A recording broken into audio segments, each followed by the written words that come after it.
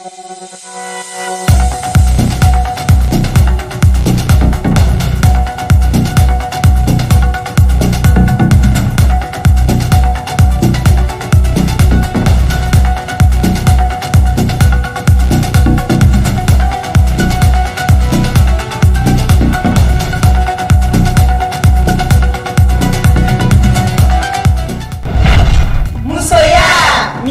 la femme.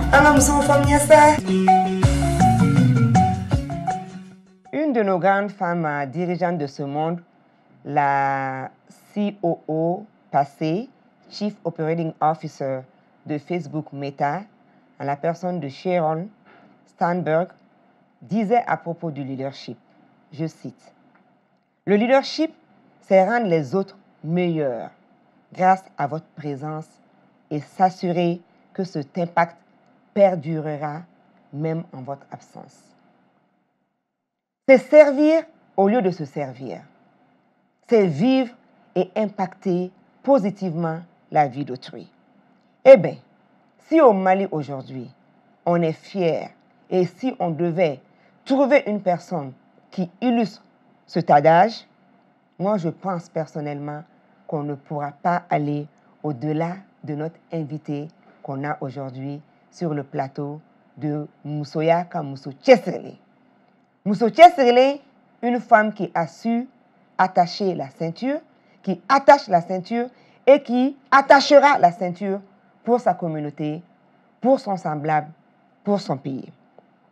C'est avec un grand honneur aujourd'hui et vraiment avec beaucoup d'humilité que nous recevons sur le plateau de votre rubrique mensuelle Moussoya Kamousso Tchesrele, l'honorable Madame Aïcha Belko Maïga, Madame Assori, celle qui, de son Thessalite natal, a su gravir tous les échelons pour se retrouver comme l'une des vice-présidentes de notre Assemblée nationale.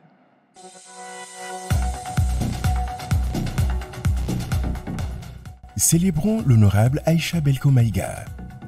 Maman et grand-mère de plusieurs, Madame Assori Aïcha Belko Maïga est la femme leader africaine par excellence, celle qui met toujours l'intérêt d'autrui au-dessus du sien et œuvre pour le bien-être de sa communauté.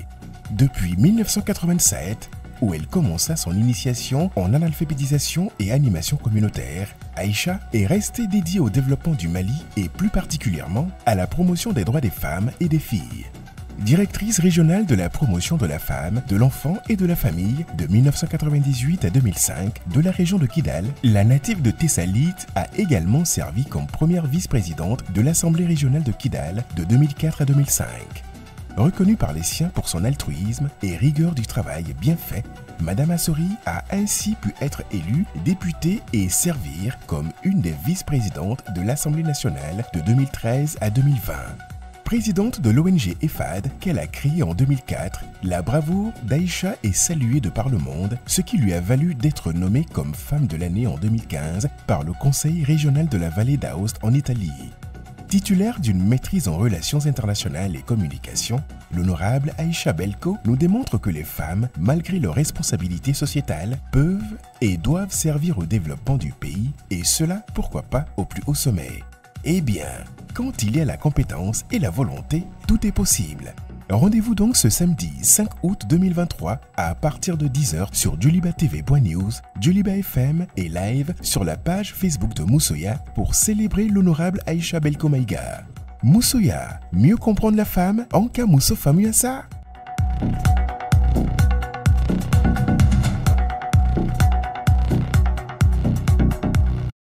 Honorable, ça va? Maïjan. Ah, ça va aussi, alhamdoulilah. Je vais dire aussi, Waga Sabo. Nabani.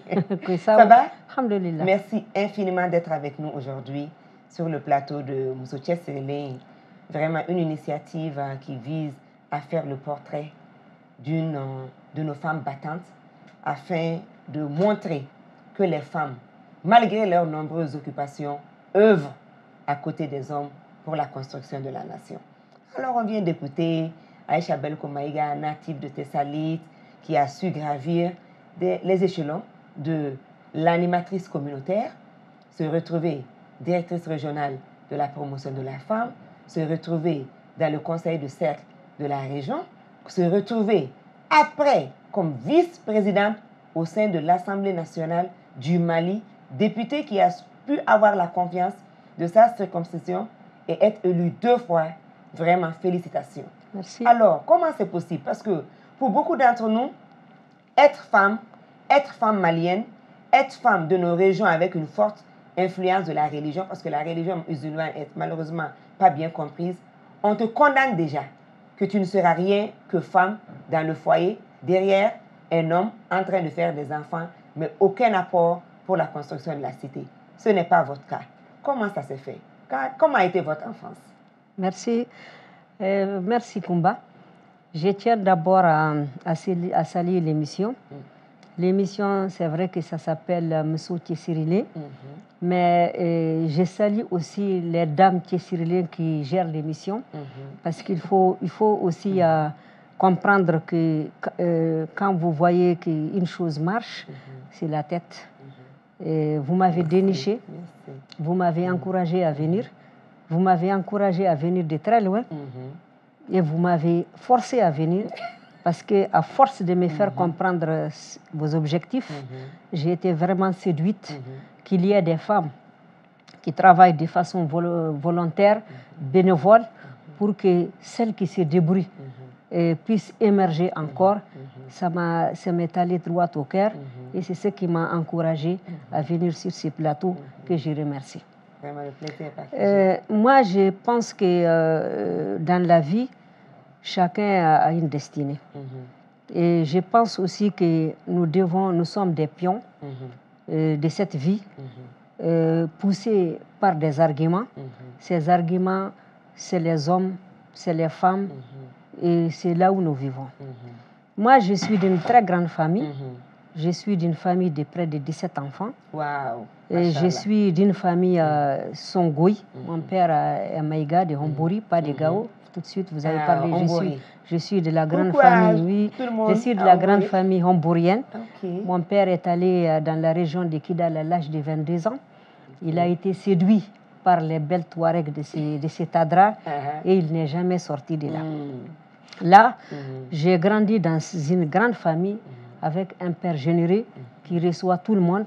En plus du nombre de la famille que nous sommes, nous avons aussi une famille très ouverte qui reçoit beaucoup d'étrangers, qui reçoit beaucoup de gens. Vous savez, à l'époque... À l'hospitalité malienne. L'hospitalité malienne. Vous savez, à l'époque, dans les petits villages, il n'y a pas beaucoup de personnes qui ont des maisons, parce que nous sommes quand même des nomades.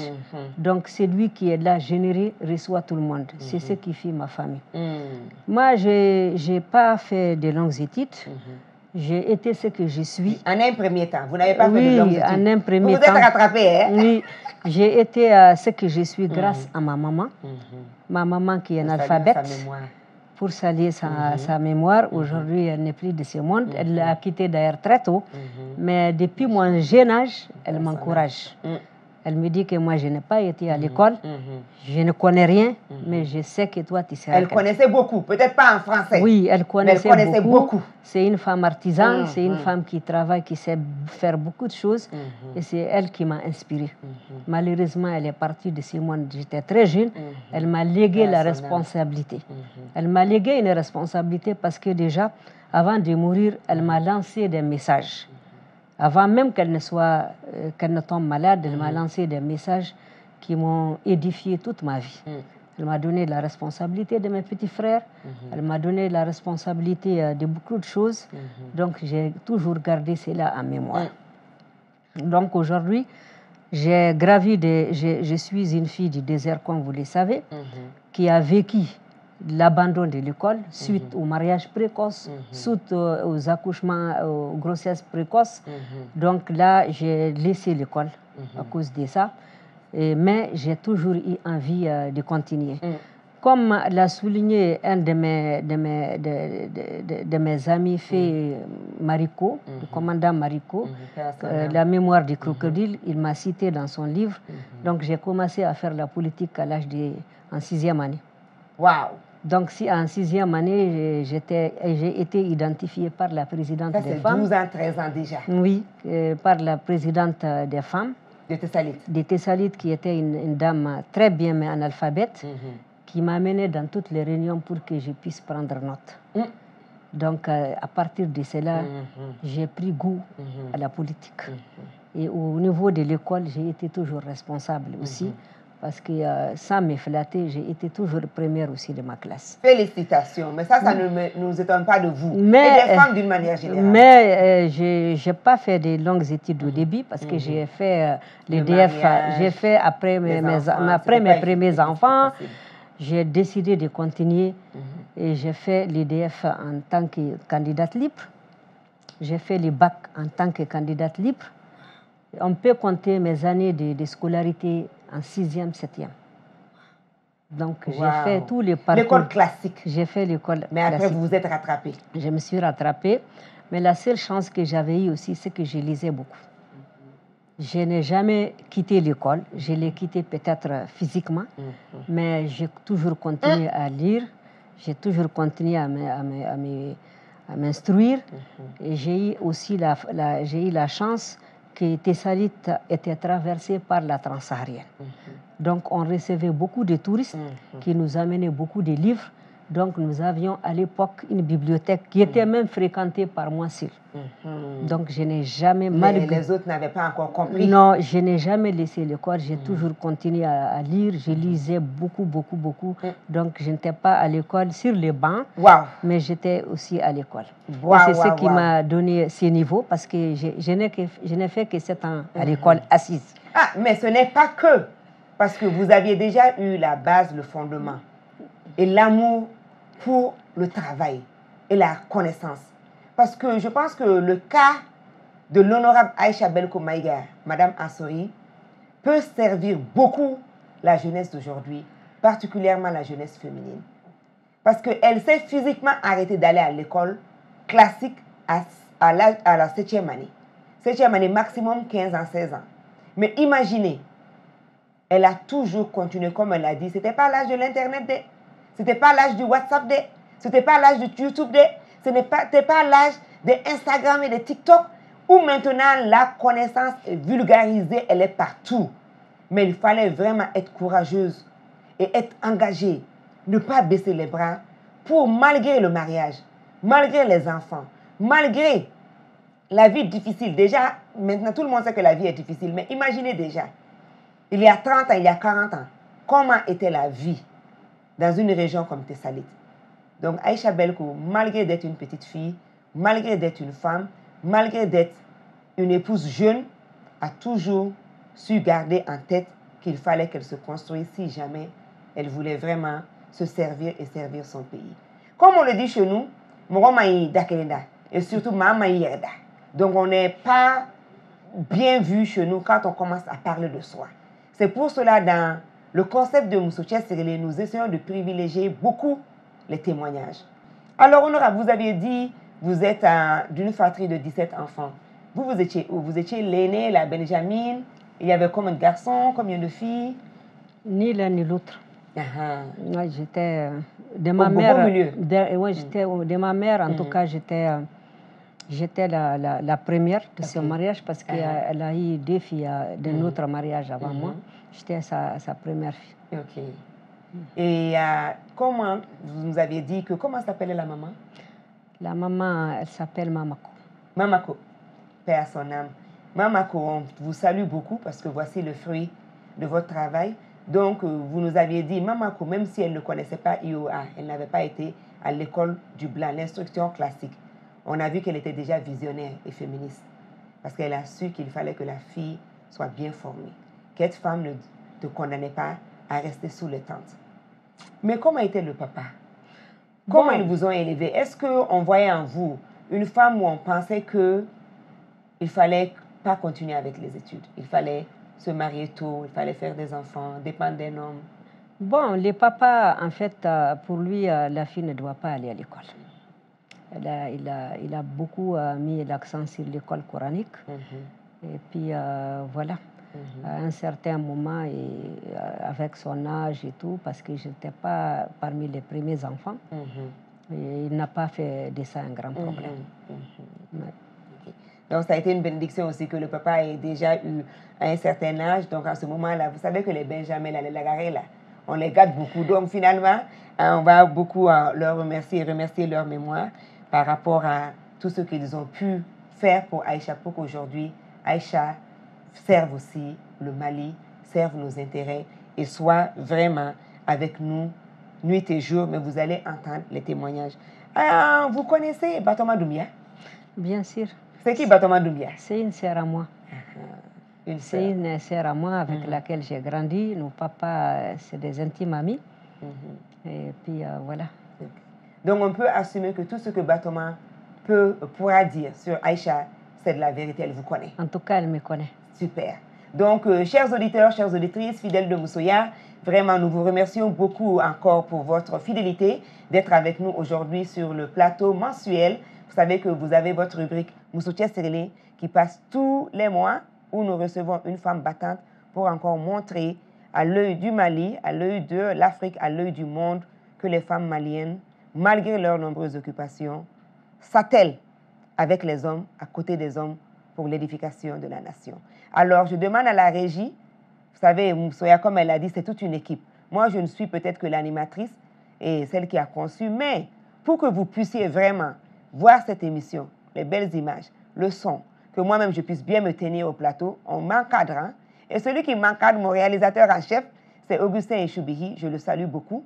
Vous n'allez entendre que des noms d'hommes dans notre équipe technique. Parce que le féminisme, là, il est masculin aussi. Et on sait que partout où il y a la femme, il doit avoir l'homme. Et partout où il y a l'homme, il doit avoir la femme. Je salue beaucoup, beaucoup mon équipe pour son engagement envers Moussoya, pour son engagement envers l'édification des Mali égalitaires. Augustin Choubihi, merci infiniment. Lamine Koulibaly, merci, merci. Aïdara, on te salue aussi avec Mamadou Berté, qui est notre assistant et qui est responsable de toute la communication que vous recevez, les SMS, les flyers qu'on envoie tout le temps. Donc ça, c'est Mamadou Berté. Moussa Aïdara avec Lamine Koulibaly au son et à la lumière. Je salue également celui qui maintient l'arène au niveau de la technique sur Djoliba FM, Aboubakar Traoré Grambe, Nafouli Belebele Billet. Vraiment, merci parce que Grambe, on a commencé ensemble cette émission en 2017, il y a 6 ans de cela. Merci infiniment pour votre engagement. Donc, on va écouter Batoma Doumbia, notre premier témoignage, et tous les témoignages ont été réalisés par Ambagide, votre cousin Dogon, vraiment, hein, qui travaille beaucoup avec enthousiasme par rapport à la cause des femmes et de la jeune fille. On te remercie beaucoup, Babson, Ambagide et Emily, et écoutons Batoma Doumbia, ce qu'elle a eu à dire sur sa sœur. Je suis Batoma Doumbia, femme leader de la région de Tessalit. Donc, pour le témoignage, Aïcha Belko et moi sommes nés à Tessalit. Nous avons fait notre enfance dans le même cercle de Tessalit. C'est pour vous dire combien de fois nous étions inséparables à l'époque. Au tout début de ses activités, elle était matrone au SESCOM de Tessalit. Elle a été promotrice d'une association locale dénommée EFAD. Éduquer, former les femmes au développement, qui a été enfin érigée en ONG, qui a financé et formé les femmes, les jeunes sur leurs conditions de vie. Elle a toujours exploité les rencontres et séminaires nationaux pour plaider en faveur de l'autonomisation des femmes et des jeunes filles pour la scolarisation des filles. Par rapport à sa bravoure, l'honorable Aïcha Belko Maïga s'est toujours engagée dans les instances de prise de décision pour servir les causes des femmes. Elle a été présidente du conseil de cercle de Tessalit. Elle a été directrice du développement social de Tessalit. Elle a été coordinatrice des femmes de la région de Kidal. Et enfin, députée élue à Tessalit. Avec le siège 5e vice-présidente à l'Assemblée nationale sous le mandat sous le premier et deuxième mandat du président Ibeka. Pendant son parcours, l'honorable Aïcha Belko Maïga s'est toujours illustrée comme un modèle, un exemple à suivre pour les femmes. Nous souhaitons à ce que les autorités de la transition, dans le cadre de la refondation Mali-Koura, puissent l'aider à atteindre ses objectifs, c'est-à-dire la promotion des femmes et leur épanouissement. Je vous remercie. Moussoya, mieux comprendre la femme. Ah, nous sommes femmes, ça.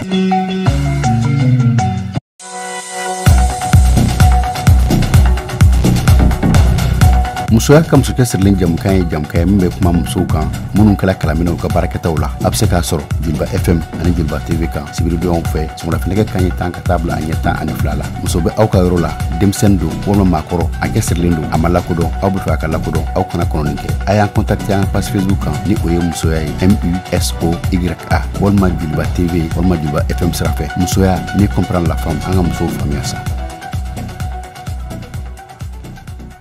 Merci infiniment à Batoma pour ce témoignage sur son ami d'enfance. Mais je veux aussi ajouter le témoignage de quelqu'un qui vous connaît depuis très longtemps.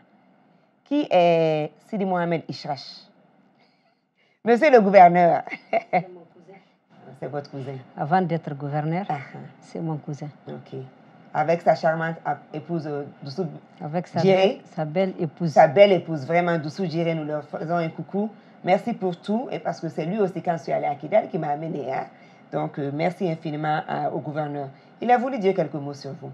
Écoutons le gouverneur Ishrash. Écoutons le gouverneur Ishrash. Hey, Kumba, bonjour. Donc, moi, je suis Sidi Mohamed Ishrash. Je suis natif de Tessalit. Je suis fonctionnaire de l'administration des douanes. Ancien gouverneur de Kidal. Donc je connais Aïcha Belko depuis l'école. J'étais son aîné à l'école fondamentale de Tessalit. Et puis par la suite, je l'ai connue en tant qu'actrice du développement social de la région de Kidal. Parce qu'elle a d'abord été infirmière, avant d'être directrice régionale de la promotion de la femme de la région de Kidal. Puis ensuite, elle s'est lancée dans la politique pour être présidente du conseil des cercles de Tessalit, puis députée de Tessalit. Récemment, elle a été conseillère au développement, conseillère aux activités économiques et financières du gouverneur de Kidal. Donc, je la connais bien. Je connais toutes les actions qu'elle a entreprises, notamment dans le domaine du développement. Elle est présidente de l'ONG, d'une ONG qui s'appelle EFAD, donc qui est une ONG d'aide aux femmes. Et elle a énormément fait dans la région de Kidal, non seulement pour les femmes de Tessalit, mais aussi pour toutes les femmes de la région. Je retiens d'Aïcha, premièrement, son engagement. Elle est très engagée pour le développement de notre pays, elle est très engagée pour l'émancipation des femmes et elle est très engagée pour la paix dans la région de Kidal. Parce que elle arrive à créer la synergie entre les femmes de la région de Kidal, mais aussi elle a du poids auprès des groupes armés, auprès du gouvernement, etc. Donc je retiens vraiment son engagement et cette volonté de s'améliorer et d'améliorer la situation économique de notre pays. Je retiens d'elle aussi sa rigueur dans le travail. J'ai travaillé quelque temps avec elle et elle n'aime pas le travail mal fait. Elle est capable d'écrire, elle est capable de dénoncer, elle est capable vraiment de dire ce qui lui convient et ce qui ne lui convient pas. Et je retiens de l'enfant son efficacité, son sens de la famille. C'est une mère de famille qui a des enfants, qui a des petits-enfants, qui a des cousins, qui a des cousines, qui a des tantes, des oncles. Et la maison d'Aïcha à Tessalit et à Kidal, c'est la maison de tout le monde. Donc le sens des familles, un sens de la famille très développé qu'elle entretient avec beaucoup d'attention. Je retiens vraiment d'elle cette grande qualité de pouvoir regrouper ses parents, les membres de sa famille, jeunes et vieux. Moussoya, mieux comprendre la femme. Eh bien, vous avez entendu le gouverneur Sidi Mohamed Ishrash, que nous saluons vraiment pour la disponibilité. Ce n'était pas facile. Et Batoma Doumbia, qui ont tous les deux, et toutes les deux, parce que nous on conjugue toujours au féminin, parler sur la bravoure et surtout votre amour pour le travail bien fait et surtout le fait que vous avez toujours à cœur votre communauté, améliorer la vie des autres. Comment vous êtes venu cette idée-là? C'est vrai qu'en général, en Mali, on est dans une grande famille, donc naturellement, on s'entraide. Mais pour vous, il y a un degré de plus. Parce qu'on ne vous voit jamais dans les futilités, mais toujours quand il s'agit d'aider quelqu'un, vous êtes toujours la première. Pourquoi? Pourquoi il faut servir les autres? Bon, c'est une question un peu difficile. Peut-être à laquelle les autres pourront peut-être répondre. Mais moi, la sociabilité, la générosité, c'est dans mon sang. Parce que j'ai vécu des moments difficiles dans ma vie comme tout le monde. J'ai été aussi souvent, j'ai bénéficié de la générosité du social aussi des autres. Je me suis dit que de la même manière qu'il est bien d'avoir quelqu'un qui est sociable, généreux, aimable avec vous, il faut rendre la même chose. Et je pense aussi que mon éducation, la famille dans laquelle je suis née, la communauté dans laquelle j'ai été élevée, la communauté tessalitoise, et on dit que des cercles de Tessalites, c'est les cercles les plus hospitaliers. Ah bon? Oui. Okay. Nous avons grandi. Je m'assurerai d'aller là-bas la prochaine fois. Inch'Allah, vous serez la bienvenue. Tessalites, déjà, les gens sont très sociables. Souvent, vous ne mangez pas quand vous ne savez pas ce que votre voisin mange. Vous vous rassurez d'abord que le voisin a quelque chose à manger avant de commencer. Vous avez, on nous dit toujours que quand vous vous réveillez, il faut voir si votre voisin a allumé les feux. Il faut vous rendre à l'évidence pourquoi il n'a pas allumé les feux, parce que quand vous le voyez allumer les feux, c'est que ça va bien dans la famille et qu'il prépare quelque chose. Mais quand vous ne voyez pas que votre voisin allume les feux, allez-y le voir. Pourquoi vous n'avez pas allumé votre feu aujourd'hui? Est-ce que vous n'avez... Parce que la première consommation qu'on fait chez nous, c'est le thé. Pourquoi vous n'avez pas posé votre théière? La personne va vous dire, oui, peut-être j'ai pas du thé, ou j'ai pas du feu, ou j'ai pas quelque chose. C'est comme ça qu'on a grandi. J'avais un voisin, un vieux voisin, que j'ai sali la mémoire, qui était directement notre voisin. Tous les matins, il regardait par les murs. Il nous disait... Est-ce que vous avez mangé aujourd'hui? Il appelle ma petite sœur Tédérite, que vous voyez, il l'appelle, il dit, est-ce que vous avez mangé? Est-ce que vous avez allumé les feux? Parce que c'est une manière de ne pas frustrer la personne. Vous dites seulement que, est-ce que vous avez allumé les feux? Allumé les feux, oui. Parce que comme si vous avez besoin d'un peu de brindis. Oui. Vous demandez ça, oui. Non, le message est très clair. On sait que quand quelqu'un n'allume pas les feux chez nous, c'est qu'il a des problèmes. Donc, vous dites seulement à la personne, pourquoi vous n'avez pas allumé les feux? Ça, c'est un message que j'ai toujours entendu de par ma famille, de par mes grands-parents, de par tout le monde. Donc, j'ai évolué comme ça. Et je me dis aussi que souvent, quelqu'un qui ne vit que pour lui seul, ça n'en vaut pas la peine. Parce que nous, on a quand même grandi dans des difficultés. Vous savez que le Mali déjà est pauvre.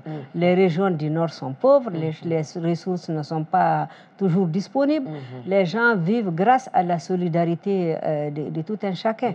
Donc, on a grandi comme ça et c'est comme ça que moi, j'ai compris. Et en Tamashek, parce que vous avez, même si vous êtes métisse, comme vous l'avez dit, le papa est resté depuis 25 ans. Il est resté dans cette région. Donc, vous avez beaucoup plus une culture, je peux dire, Tamashek, que Sonraï. Avez-vous allumé le feu Comment on dit ça en tamashek? ما فالور تسرغمي في واشديد ما فالور جيبي فيو Ma falloir, ورجيمي فيو ma falloir, je واي Ça, c'est bien déjà. Vous voyez, parce on parle de Malikoura, de retrouver ses valeurs. Donc, on a tellement à apprendre les uns des autres, les unes des autres. Parce que ça, c'est une richesse. Imaginez aujourd'hui si tout le monde faisait de même. Demander toujours à son voisin, bonjour, avez-vous allumé le feu? Pourquoi on n'a pas fait de thé ce matin? Je pense que ça va encore beaucoup asseoir les liens entre nous. EFAD, éduquer, former les femmes au développement. Pourquoi maintenant, dans toute votre sociabilité, dans tout votre désir de servir, vous vous êtes spécifiquement, je sais que vous êtes femme, mais peut-être vous avez une autre raison, spécifiquement attaqué à la cause de la petite fille et de la femme? Parce que j'ai été d'abord une petite fille qui a eu ses problèmes, qui a eu ses hauts et ses bas. J'ai été une femme qui a eu ses hauts et ses bas. Comme on l'a dit aussi ici, j'ai travaillé comme matrone de façon volontaire, bénévole. Donc, on a demandé à l'époque des filles qui voulaient venir apprendre. Je me suis portée bénévole, volontaire. Là, j'ai toujours rencontré des femmes qui ont même des difficultés à s'expliquer devant les médecins parce qu'elles ne savaient pas lire. J'ai vu aussi des femmes qui ont toujours mélangé les médicaments parce qu'elles ne savaient pas lire. J'ai eu dans ma vie une petite histoire que je raconte toujours à quelqu'un. Une dame qu'on a donné un produit pour lui dire que le matin, une cuillère à café, à midi, une cuillère à café du produit. Et le matin, elle fait le café, elle prend une cuillère là-dedans, elle met les médicaments là-dedans. À midi, elle prépare le café, elle met une cuillère là-dedans. Donc, je me suis dit que tout ça, c'est parce que la communication, elle n'a pas été à l'école.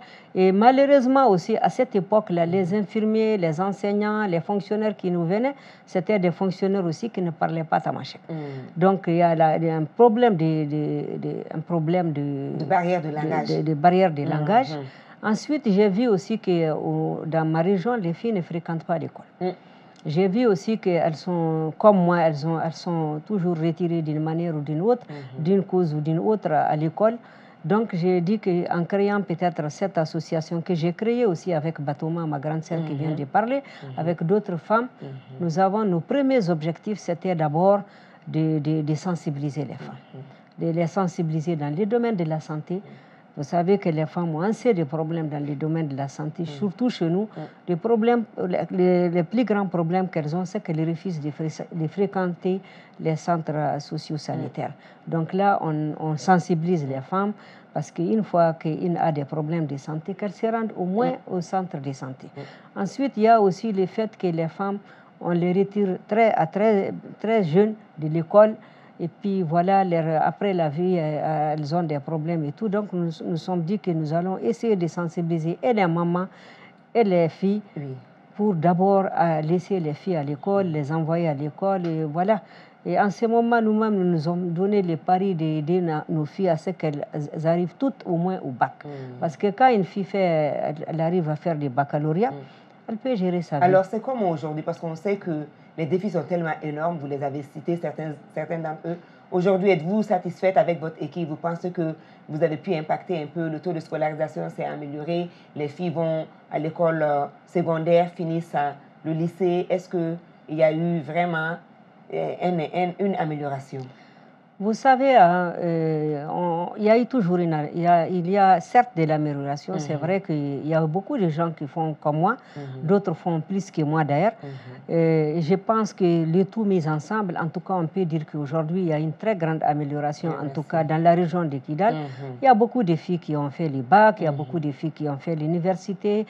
Et ces filles-là qui ont fait le bac, l'université, je sais que leurs filles aussi sont aujourd'hui à l'école. Donc, vraiment, le résultat, il est là. Parfait. Par rapport aux années quand même où nous avons commencé à faire ça. Le résultat, il est là, mais comme elle l'a si bien dit, l'union fait la force. Donc, c'est vraiment un appel aussi à cette jeunesse, surtout la jeunesse féminine, de s'engager pour sa communauté. On le dit souvent, seul, on va peut-être vite, mais c'est ensemble que nous pouvons aller loin. Et le Mali a besoin de voler avec ses deux ailes, parce qu'on est en retard surtout. Donc, merci encore. Vous êtes en train de suivre Moussoyaka Moussouchesrele. Donc, on est aujourd'hui avec l'une des femmes maliennes dont je suis vraiment particulièrement fière parce qu'elle a su attacher la ceinture. Elle attache toujours la ceinture et je sais qu'elle si Dieu lui prête longue vie et une bonne santé, elle attachera toujours sa ceinture pour que nous soyons bien dans nos communautés, que nous soyons bien dans le pays. Moussoutié Sérélé en Bambara, pour ceux et celles qui ne comprennent pas Bambara, c'est qui Tchesséré, donc attacher la ceinture pour montrer que les femmes, malgré leurs nombreuses occupations, œuvrent beaucoup à côté des hommes pour l'édification de la nation. 60 82 29 29 pour ceux et celles qui veulent nous contacter via SMS, envoyer un témoignage ou poser une question à notre invitée d'aujourd'hui, honorable Aïcha Belko Maïga, Madame Assori, qui fut députée pendant plus de 7 ans au sein de l'Assemblée nationale et qui a pu se hisser au siège de 5e vice-présidente. Mais j'ai récemment discuté avec un politicien, je ne vais pas dire son nom, mais il me dit, Kouma, vous savez, quand nous on était aux affaires, j'ai tout fait. Je me suis battue parce que je voulais que c'est Aïcha qui devienne la présidente de l'Assemblée nationale. Et je vous dirai peut-être en privé c'est qui. Parce que vraiment cette femme-là, vous la sous-estimez. Tout ce qu'on lui confie, elle accomplit la tâche. Si elle ne sait pas le faire, elle sait s'entourer des compétences et elle sait aller chercher la connaissance pour que le résultat soit positif. Merci infiniment parce que la personne a dit, je ne sais pas comment je suis frustrée. J'ai tout fait. Parce que si ça ne tenait qu'à moi, c'est Aïcha que nous aurons eu comme présidente, pas vice-présidente, mais présidente de l'Assemblée nationale. Alors, parlant de l'Assemblée nationale, honorable Badian Ad Amatou. Je pense qu'au Mali, tout le monde le connaît. Parce qu'on dit toujours le petit-fils de Firoun, le petit-fils de Firoun. Donc ça, c'est quand même une notabilité mondiale. Parce que qui connaît l'histoire de Firoun, je pense qu'il ne fait pas que la fierté du Mali, il fait la fierté de l'Afrique tout entière et même au-delà. Alors, écoutons, honorable Badian, ce qu'il a eu à dire sur sa sœur. Petite sœur, hein, Aïcha Belko, c'est ma petite sœur que j'admire beaucoup, hein, à la fois pour sa gentillesse, pour son amour au bon travail qu'elle fait pour tout le monde, sa façon d'être au service de chez elle dans la région de Kidal et particulièrement à Tessali, comme dans tout le nord du Mali. Aïcha Belko, elle est sœur qui est ici à la fois le monde sédentaire Songhai et des populations Touareg. Donc elle est à la fois Touareg et sédentaire Songhai. Je la connais bien, je connais bien sa famille que j'aime bien, que je respecte beaucoup. Je reconnais en elle une brave dame, une véritable battante. Hein. Elle dit ce qu'elle pense et ce qu'elle pense c'est au service de tout le monde. J'aime bien Aïcha Belko et j'admire aussi sa façon d'être au service de tout le monde.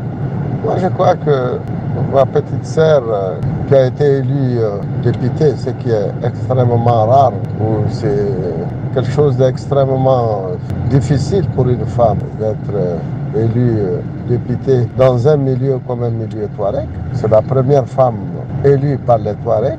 Elle a été élue justement parce que tout le monde reconnaît en elle une femme qui est au service de son milieu, qui connaît tout le monde et qui participe à tout ce qui fait le bien-être des populations. Donc moi, je souhaite vraiment qu'elle soit en bonne santé et qu'elle continue toujours à être au service du Mali en général et du Nord et de sa région en particulier. Merci beaucoup. Merci.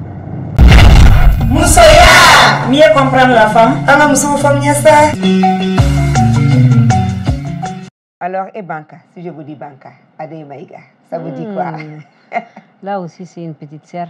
Ok, donc Adé a vraiment tenu aussi à parler. Elle dit on ne peut pas faire cette émission. Elle est passée déjà sur ce plateau en tant que vraiment celle qui œuvre pour la consolidation de tout le Mali.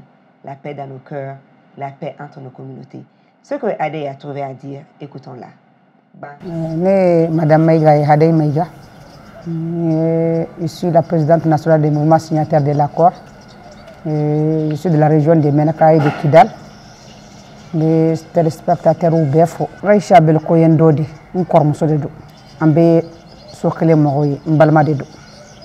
Mbena témoignage ni kentana ke balma ya siraka. Mbena témoignage ni kemba ke adjogo deka. Parce que moi c'est ka foko ni balma ya ke témoignage ke ka balma ya balma do fait il va adla. Non non non. Mbe témoignage ke Aïcha ka parce que c'était une femme très brave. Aujourd'hui, en dehors de Kidal, Il n'y a pas une femme qui est sur l'Indo, dans la région de la Téno. Monsieur Chitek dans la région de la mine qui est sur l'Indo, à Téno, particulièrement dans le cercle de Tessalit aussi. Monsieur de Dou, à Bolo, on a fait Barka Bala. À Barka Folo, le social, depuis Alaï Raïchada, à Massagin, Balmaya de Sindiakola. Le social, c'est son premier souci. A bébé de lado, a bébé de fait. Il m'a do barao fait un foda à baquet, cassé Adama. Exemple de nebo fait, aujourd'hui, ONG Nimbabolo, ni fait kalfa que de la ONG quand. Le ONG Nimbi Djabi, Nimbe retour du nom, Nimbe c'est qu'un rapport Nyarmandima, il va se réchabir que ONG de dos. Muso fanfala la aya région qui dans la région muso ayu deme kosabe projet konunu la aya muso ka ta teselit fokki dal ayu deme sur tous les plans fem même c'est que muso épanoui Raïcha Belko muso dema sera fait ateyno projet sugo même c'est que muso bo segen la mum c'est que muso julwa Raïcha ya kekki dal muso ya ke teselit muso ma bebo karama kana fo bamako donc muso ko de Raïcha ko la parce que dans quoi comment Raïcha Kakola en tête là à quel député à quel ni voie normale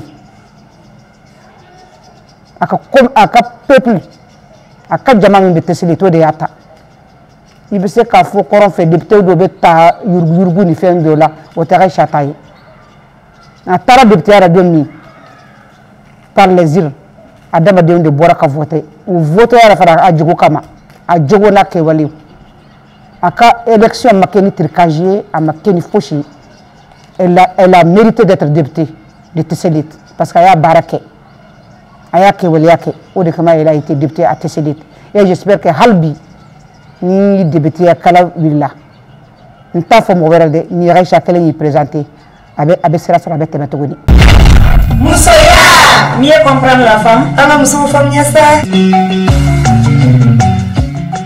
Merci infiniment, monsieur et madame Maïga, Fonda Goui, et je vais même dire aussi Al-Haridjen. Merci infiniment à Banka. Et ce que Banka a dit, grosso modo, elle dit elle connaît bien Adé, parce que c'est sa sœur, mais elle ne va pas parler des liens de fraternité qui les lient. Elle va parler du leadership de Aïcha. Aïcha qui a su servir, qui a toujours été à l'écoute des autres et qui a la confiance de toute sa communauté, de par la région de Kidal, Tessalit, Menaka, quand on dit Aïcha Belko, où on demande à souligner ou à nommer une femme ou une ONG crédible, elle dit que tous les doigts pointeront envers Aïcha Belko. Elle dit que quand il s'agit d'élections, beaucoup de fois on entend des rumeurs, on se dit que il y a des achats de conscience, ou bien on désigne. Mais elle dit que ça, ce n'est pas le cas d'Aïcha Belko. Hein. Aïcha Belko, c'est les humains, les hommes et les femmes. L'électorat qui est sorti massivement en toute liberté pour avoir un scrutin crédible et transparent et la mise comme député. Elle dit que si on devait faire l'élection 100 fois, Aïcha Belko gagnera. Alors, ma soeur, qu'est-ce que vous pensez de tout ça? Honorable Badian, Banka, comment ça vous laisse? L'amour pour la politique, là, vous avez dit, c'est une femme qui n'avait pas été à l'école qui vous amenait dans les réunions. Et quand vous prenez note, donc qui écrit même ça s'enregistre, vous avez été au courant du défi. Alors, vous regrettez votre décision? Merci. Ces témoignages me vont droit au cœur. De façon la plus humble, la plus modeste. Je les remercie. Parce que je ne me vois même pas aussi haut que ça. Non, vous êtes haut, très haut. Je ne me vois même pas aussi haut que ça. Parce qu'à force de me dire que ce que je suis en train de faire, c'est légitime, c'est normal, je ne fais que mon devoir de la fille qui est née et grandie à Tessalit, qui est née et grandie à Kidal. Donc, je ne fais que mon devoir des filles et de la fille du terroir. Et je n'ai jamais regretté les décisions que je prends, parce que moi, je sais que dans la vie, il y a des hauts et des bas. Mais en tout cas, dans mon cas, j'ai quand même beaucoup de cas de réussite dont je suis fière moi-même. Des petits cas, des petites choses que j'ai fait dont je suis fière. Je sais que l'unanimité n'est pas humaine. On ne peut pas être aimé par tout le monde. On ne peut pas satisfaire tout le monde. On ne peut pas aussi faire à tout le monde. Ça relève vraiment de Allah subhanahu wa ta'ala. Bon, je me dis aussi que toute décision a des petites conséquences et des avantages.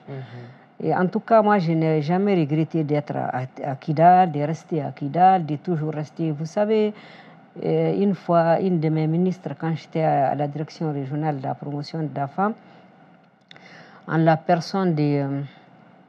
bon, je tairai le nom, elle m'a appelée Aïcha de Kidal. Parce que quand on vient dans des périodes difficiles, parce que j'étais à 92 jusqu'en 98, la région était vraiment difficile. On avait notre rébellion en 91, oui. Oui, c'était dur. Et même les voyages étaient durs. Moi, j'ai fait beaucoup de voyages dans des camions. Mais malgré cela, vous partiez et vous restez. Pour revenir, participer de façon active à toutes les activités. Et chaque fois que j'ai fini mon travail, je retourne. Une semaine, je viens pour une semaine. Le 8e jour, la ministre demande, je suis partie. Elle me dit, mais pourquoi les autres directrices, on les chasse pour aller chez elles et toi, tu finis seulement, tu retournes. Parce que je dis, je me plais chez moi parce qu'il n'y a pas d'embouteillage, il n'y a pas beaucoup de poussière, on ne dépense pas beaucoup, j'ai fait tout à pied. Et elle me dit, Aïcha de Kidal. Ça, c'est formidable. Aïcha de Kidal, Aïcha du Mali. Alors, ce que moi, je voulais qu'on revienne un peu là-dessus, vous avez parlé de mariage très tôt dans votre vie. Et on sait que nous luttons ensemble pour cela, pour qu'on puisse donner l'opportunité aux filles de servir leur pays, parce qu'elles sont des êtres humains d'abord, et elles sont des patriotes et des citoyennes. Vous pouvez parler un peu comment vous avez pu vous en sortir, malgré les maternités, malgré le mariage tôt, et continuer à vous parfaire, continuer à vous améliorer, continuer à avoir la connaissance pour servir le pays. Quelle a été la part de M. Maïga? M. Assori, je dois dire. Ok. Bon, moi, c'est vrai que j'ai été mariée très jeune, j'ai eu des enfants très jeunes, mais j'ai toujours envie d'aller de l'avant. Et je me dis aussi qu'on doit toujours essayer d'être pas trop lourde pour que celui qui veut vous aider puisse vous prendre. Que vous donnez envie qu'on vous aide. Qu'on vous aide. Mais là aussi, je sais que souvent, le mariage, c'est un don. Quand vous avez la chance de tomber sur un homme compréhensif, vous pouvez faire... Ça aide. Ça aide. Et puis sans ça, vous ne pouvez rien faire. Je sais qu'il y a des femmes plus braves que moi qui n'ont pas pu émerger parce que simplement, elles n'ont pas eu l'aval, elles n'ont pas eu la facilitation, elles n'ont pas eu la compréhension de leurs époux. J'en connais beaucoup. Et je pense que le don que j'ai eu, c'est un don de Dieu. Je dis toujours à mes amis que j'ai eu un mari qui ne m'a pas offert de véhicule, mais il m'a ouvert toutes les voies possibles. Parce qu'il a été critiqué, il a été souvent bafoué, il a été médit à cause de sa position par rapport à moi. Parce que ce n'est pas tout homme qui peut rester avec une femme leader. Oui, ce n'est pas facile. Ce n'est pas facile. Les moqueries. Surtout dans notre milieu, vous savez, le milieu est fortement islamisé et la femme n'est pas trop vue parmi les hommes. Là, aujourd'hui, vraiment, c'est le lieu de lui rendre hommage. Merci à notre papa. Oui, c'est le lieu de les remercier. C'est le lieu aussi de mettre tout ce que je suis devenu à son actif. Parce que souvent, pour m'attaquer, les hommes passent par lui. Parce que les hommes, souvent, ils ne veulent pas avoir affaire aux femmes directement. Soit on vous construit une femme qui va vous combattre, ou bien on s'attaque à vos proches, ou bien on s'attaque à votre mari.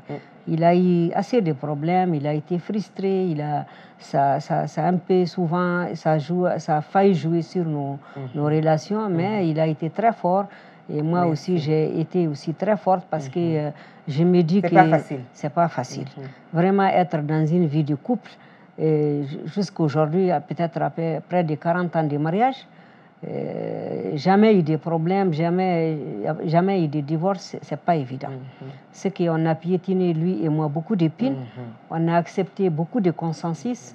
Et puis voilà, c'est comme ça que nous sommes arrivés. Que Dieu vous garde encore longtemps. C'est comme ça que nous sommes arrivés. Pour le bonheur de vos petits-enfants, parce qu'on a des petits-enfants maintenant. Oui, on en a beaucoup d'ailleurs. Alors nos co-épouses, elles sont comment? Les co-épouses, elles sont vilaines. Très vilaines. Très vilaines, mais elles n'acceptent pas. Parce qu'elles vous ont arraché, M. Assori. Oui, j'ai eu même hier soir à 2h du matin une co-épouse. Ah, wow, c'est pour cela que je ne suis pas en forme aujourd'hui. Félicitations, vous avez passé une nuit blanche alors. Oui. Donc elle est née à Kidal à 2h du matin, mon dernier garçon. Vient d'avoir sa première fille. Oh, félicitations. Oui, merci. Ça, c'est bien. Et je voulais que vous donniez quelques conseils. Parce que celles qui nous regardent aujourd'hui, qui veulent embrasser le développement, qui veulent embrasser la politique, même si elle n'est pas partisane, la politique, c'est la construction de la cité, qui veulent vraiment devenir des citoyennes modèles parce qu'elles ont le courage, elles ont le savoir-faire, elles ont le savoir-être. Mais qui sont dans une situation qui ne les permet pas de s'épanouir. Qu'est-ce que vous pouvez leur donner comme conseil, nos sœurs qui nous écoutent aujourd'hui et qui se découragent? Merci. Bon, vous savez, découragement n'est pas femme. Parce que la femme, de par même sa constitution, on la voit faible. Mais la femme est très forte. Si on essaye de jouer sur la fibre faiblesse, la femme n'ira nulle part. Parce que nos ennemis sont nombreux. Nos ennemis, c'est les us ou coutumes, c'est notre culture et c'est nous-mêmes, c'est notre manière de comprendre. Parce qu'on nous élève dans un état d'esprit qui fait de nous un être faible. On nous élève dans un état d'esprit qui nous demande d'être docile, ce qui n'est pas aujourd'hui compatible avec la vie politique, la vie épanouissante dont on rêve. Mais à ces filles, à ces femmes, moi je dirais tout simplement que la femme doit assurer. Elle doit assurer. Parce que quand vous faites de la politique, quand vous voulez être épanoui, il ne faut pas oublier que vous avez une maison. Il ne faut pas l'oublier.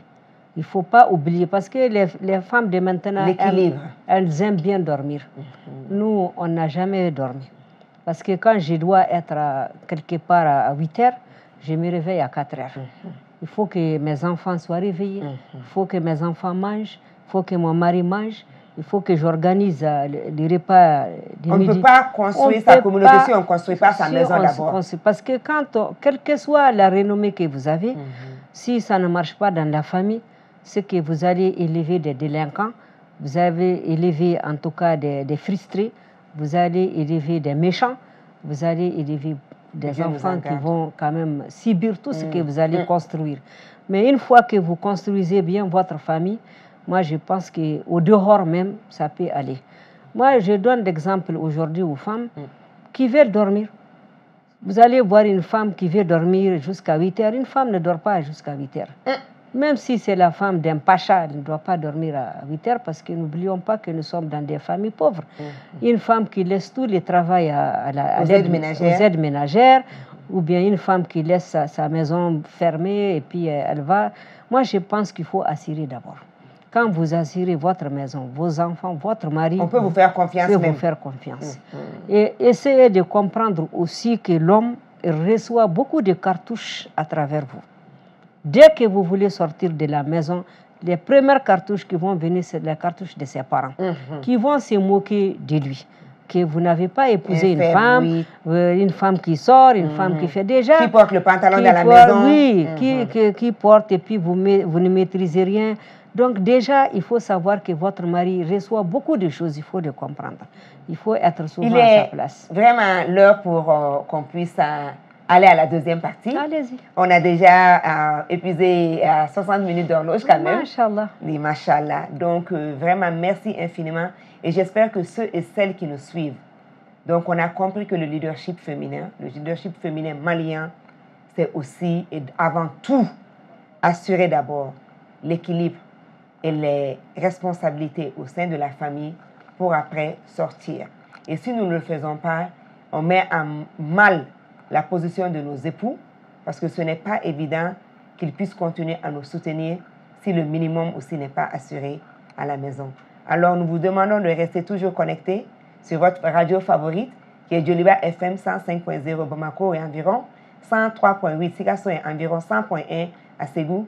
Vous êtes sur votre émission hebdomadaire préférée, l'émission citoyenne Moussoya, aujourd'hui qui reçoit sur sa rubrique Moussoutia Sirlé, l'honorable Aïcha Belko Maïga, qui a pu se hisser de la fille du désert, Tessalit natale, jusqu'à la 5e vice-présidente de notre Assemblée nationale, en gravissant tous les échelons et aussi en continuant toujours à se former.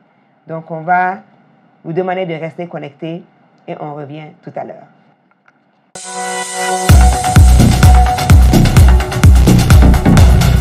musoya kam su kesirlin jamkay mbe kuma muso kan munun kala kalamina ka barakataw la abse ka soro Julba FM ani Julba TV kan sibiru don fe sumra fenege kan yitan ka tabla anyata ani flala muso be aw ka yoro la demsendo wona makoro a kesirlin do amala ko do aw bu fa kala ko do aw kana kono ninke aya contact ya page Facebook kan ni oye musoya MUSOYA wona Julba TV wona Julba FM srafe musoya ni comprendre la femme anga muso famia sa